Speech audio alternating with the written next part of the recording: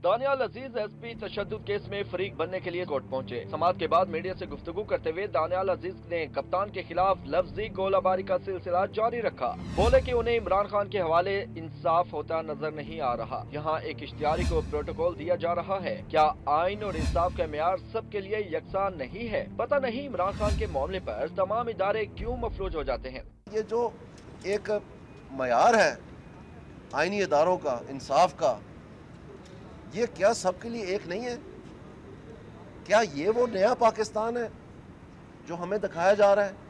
दानियाल अजीज का कहना था कि क्या सिर्फ एक ही शख्स कानून से बालातर है। इमरान खान हुकूमती इदारों की तस्लील करते हैं। इमरान खान ने इलेक्शन कमीशन और दीगर अदालतों के साथ खराब रवैया रखा। अदालतों ने इमरान खान को इश्तिहारी करार दिया है। उनके खिलाफ थानों पर हमलों के मुकदमात दर्ज हैं। सारे पाकिस्तान ने देखा SSP के सर पर डंडे मारे गए। आईनी इदारे इमरान खान के रवैये का नोटिस लेकर उनके खिलाफ कार्रवाई करें। कि सारे पाकिस्तान ने देखा था एक SSP के सर में किलों वाले डंडे बजते हुए। सारे पाकिस्तान ने देखा मुलाजमों के बाजू टूटते हुए। सारे पाकिस्तान ने टीवी की जीनत बना रहा है ये धरनों के दौरान। ये एक एक चीज़ जो है ये आपके रिकॉर्ड में मौजूद है, लेकिन यहाँ पर आके अल्लाह जाने क्यों ये बात जो है ये बिल्कुल जो है ना दब जाती है।